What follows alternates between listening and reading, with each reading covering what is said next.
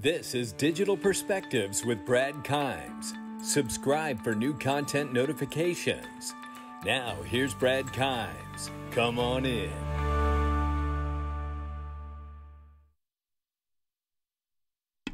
Welcome back to the show, everybody. You can follow me on Twitter at @BackupBradley above at the top of the screen, and everything that we're talking about here today. We're going to talk about Ripple, that's right, and we're going to talk about the XRP Ledger Foundation. We're also going to talk about Congress and an initiative that's really a bipartisan group that's been created by the Digital Chamber of Commerce and the IMF and the current price of XRP right now and how it's been on a run with an 8% climb. Let's go ahead and get into this stuff because I think we're going to be able to bring some of this, all of this, in fact, together for the narrative of today to really look at where we're at here.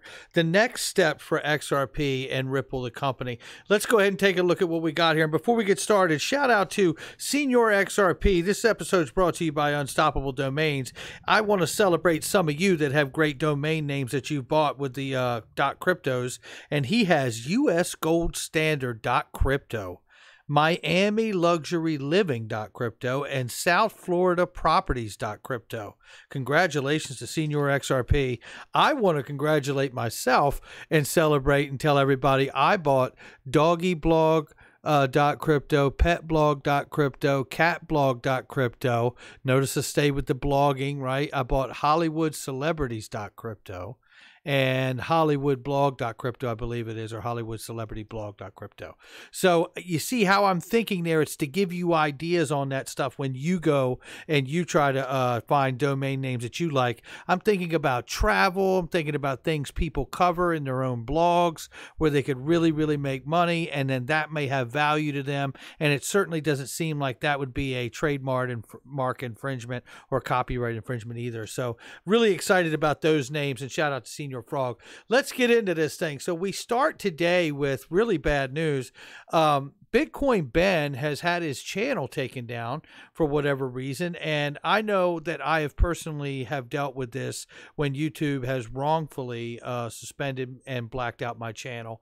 And I'm asking that all of you politely tag at YouTube creators on Twitter and politely ask them to get Ben his channel back. And shout out to Bitcoin Ben. He was interviewed for the Kryptonaires film, and I'm excited to see if he makes that final footage, but he was a really, really big part of that, and it was great to meet him last year at the conference. Let's keep going here, and we'll keep an eye on that. All right, so the U.S. new bill would legally recognize digital signatures on a blockchain. Things are moving quickly, ladies and gentlemen. Things are moving quickly. U.S. new bill would legally recognize signatures on a blockchain. It goes down here. It would not be surprised because H.R. 8524 outlines its aims as follows: to amend the Electronic Signatures in Global and National Commerce Act to clarify the applicability of such act to the electronic records, electronic signatures, and smart contracts created, stored, or secured on or through a blockchain, to provide uniform national standards regarding the legal effect, validity, and enforceability of such records, signatures, and contracts, and for other purposes. Here again, we have talked about this heavily on this channel, and there's a lot of narratives that we have been watching very closely that have over time have really come to the surface to show us that they are very relevant, what we're watching.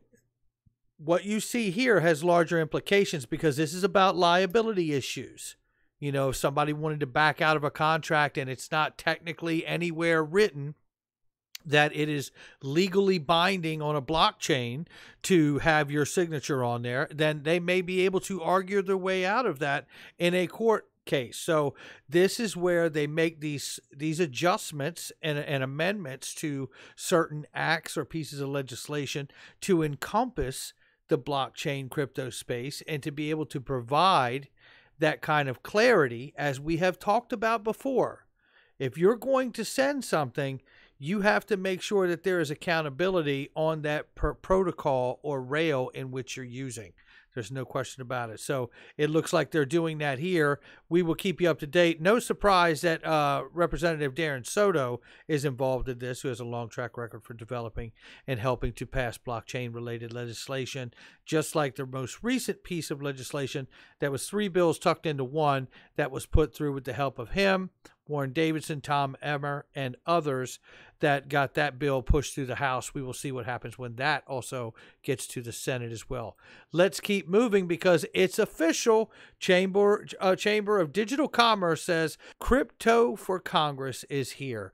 Our educational initiative provides all members of Congress, regardless of party, a hands-on learning experience with blockchain technology. This is a way of educating the entire body of Congress and getting them to understand exactly what they would be voting on and bringing into a new system. And I think this is probably one of the best ideas we have seen of late.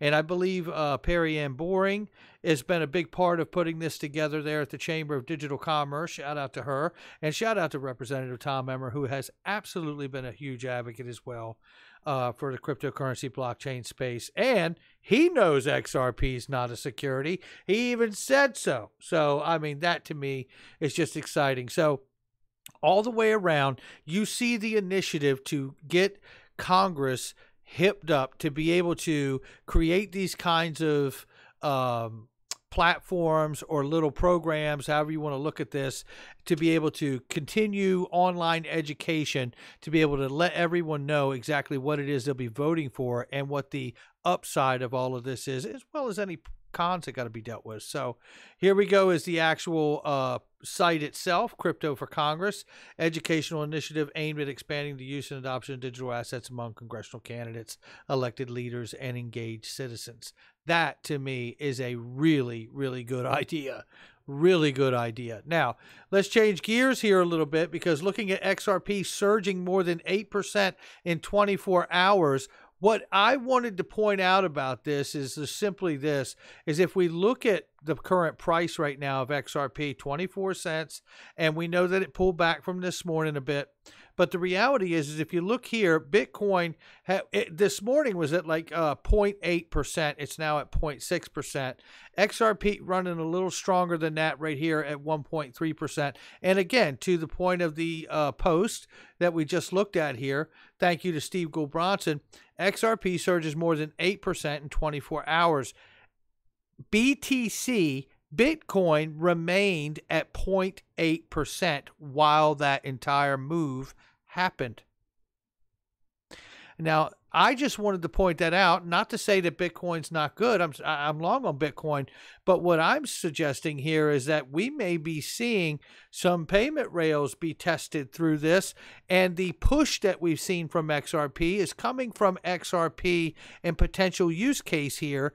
If we are truly to believe the Consumer Financial Protection Bureau has passed a rule effective that can use and cites Ripple and XRP virtual currency to help with the transparency of cross-border payments, as well as SWIFT GPI. If we are to understand, rather than believe, that if we were to understand the OCC letters about custodying digital assets, the OCC's letter about being able to hold reserves for the issuers of stablecoins, if we were to understand the SEC no action letter about the idea that they're not going to pursue action against security tokens or alternative trading platforms associated thereof with those, if we were to understand all of those things, okay, I believe, and even looking beyond that and going to other things, I believe we start to really have no other choice but to lean into the idea that they're preparing for something much bigger to come. Something much bigger than just a retail speculative market, okay? And I think they're very grateful for us being in this market, but nevertheless, I do believe they're preparing for something much bigger. Now, there was a little post here and an article here from Daily Hodl. Shout out to Michael Val. 5 links. Closely followed trader and crypto strategist Credible Crypto sees XRP meteorically rising by over 12,900% in the next Bitcoin boom cycle. Well, this is interesting to me because right now we're seeing XRP actually out in front in this space from Bitcoin, which,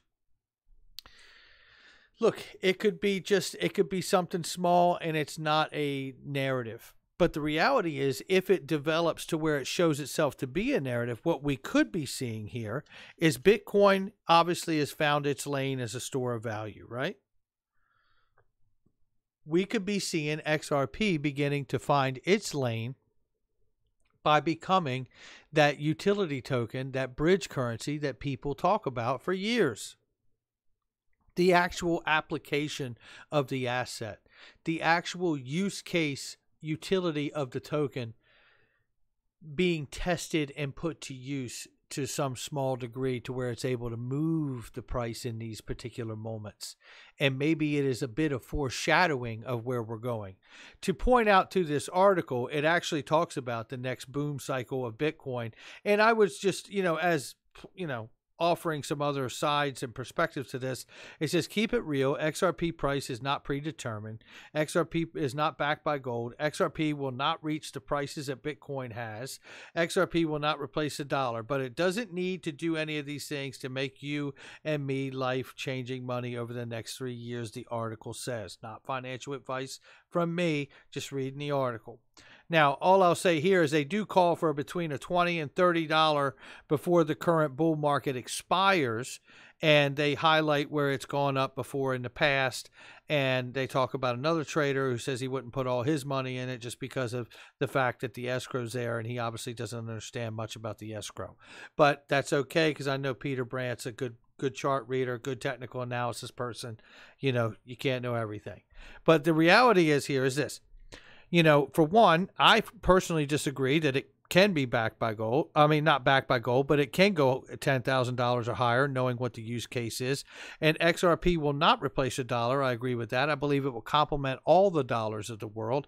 And I don't believe it has to be backed by gold. I think you could take the major currencies of the world and back them by gold. I think you could raise the price of gold. And I think you could actually pick a 30 or 40% backing of all the major currencies like in the SDR basket. And voila, you have a neutral reference point like XRP settling all the dollars of the world and all the tokenized assets of value that now will not be pursued by the U.S. SEC because they've just said they're not going to, and it's a full steam ahead with security tokens as well. So that's my take on the measure. The other thing I would say is that if we're looking to just general motion and general value of like a lot of people analyze stocks and, a natural growth period, and this is what the chart says. Well, what does your chart say when you're looking at it for the IMF and they're talking about cross-border payments and a new beginning?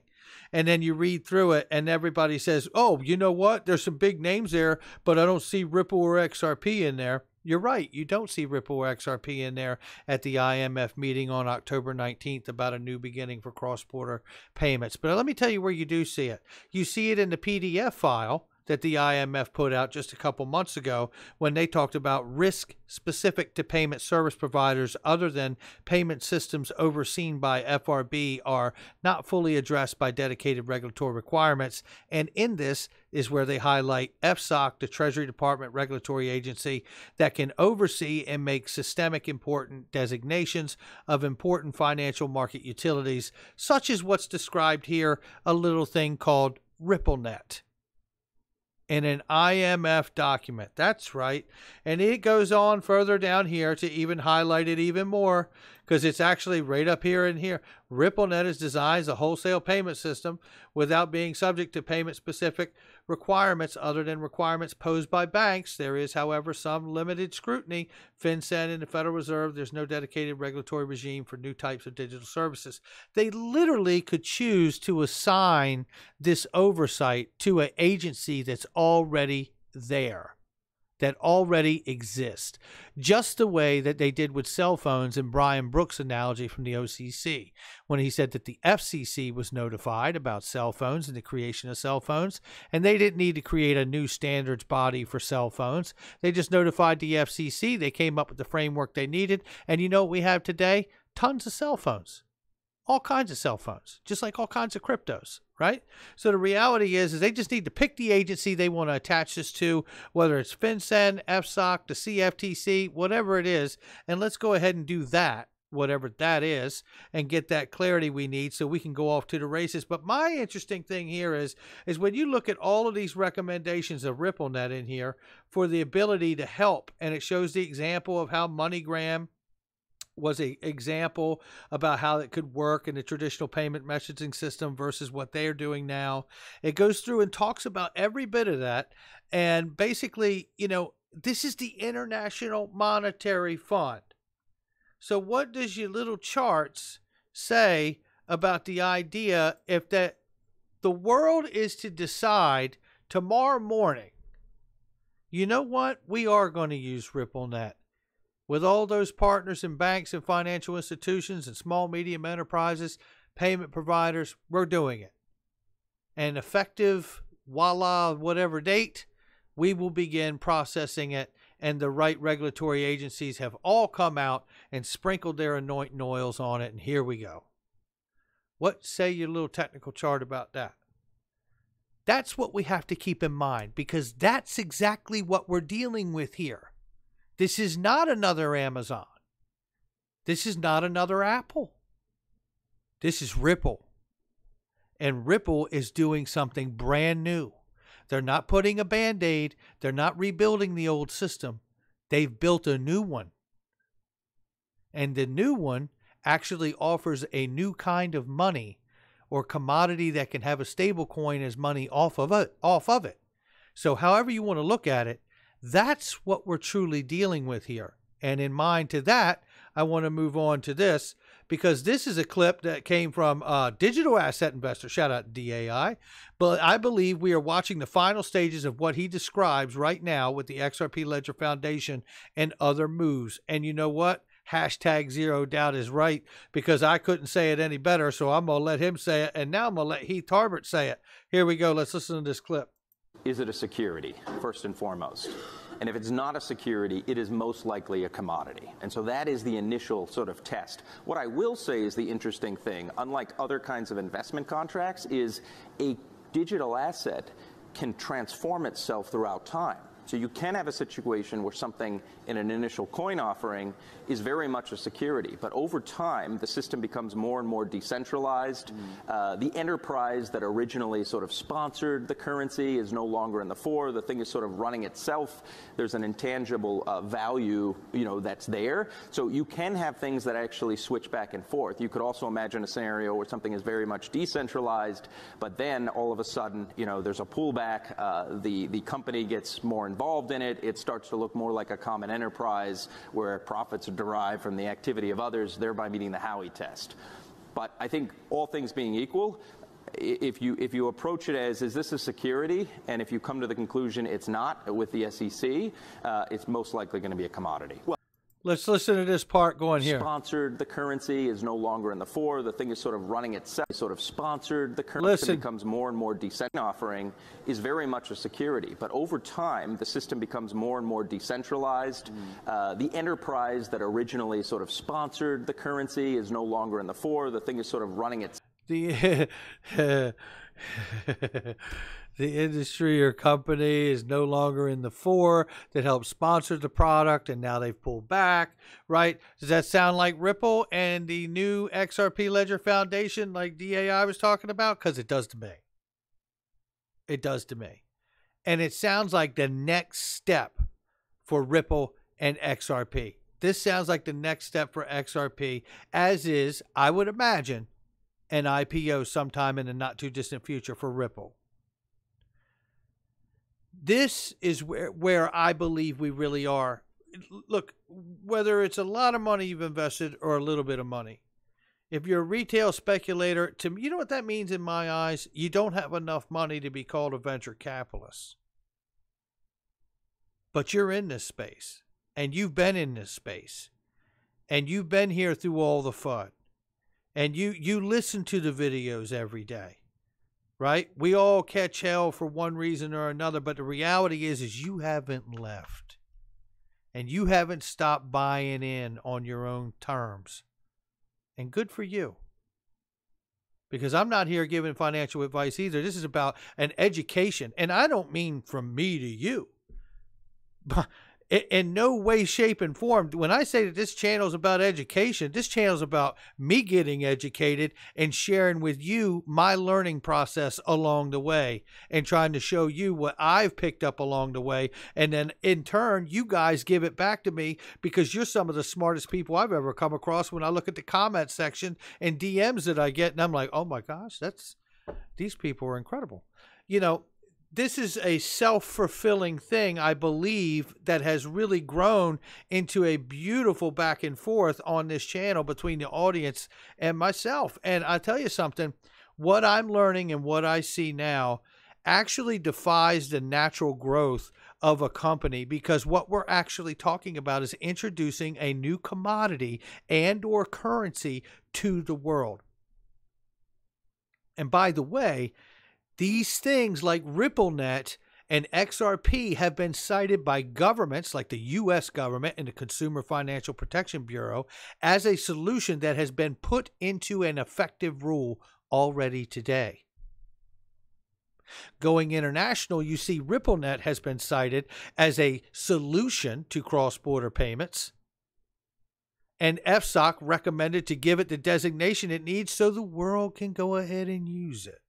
Not that FSOC reigns outside of the U.S.'s borders, but it's a U.S. developed product and service platform that was developed by an American company. It needs to get that clarity here at home. I really do believe that. And then I think you're going to see it happen on an international level, whether it's the G7 or the G20, because we know that they're heavily involved in the digital transformation of the financial system as well.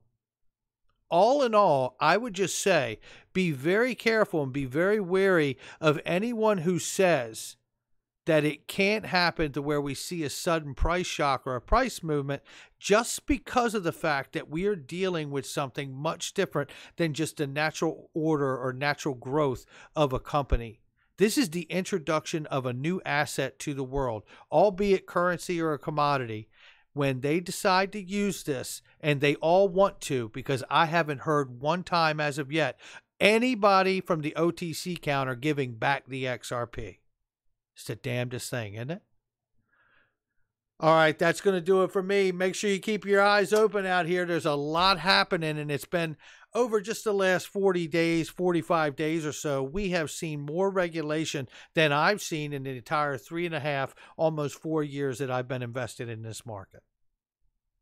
That's going to do it for me, ladies and gentlemen. Make sure you hit the like and subscribe. Hit the comment section below, and make sure you share with somebody you know. I'll catch all of you on the next one. Take care, guys.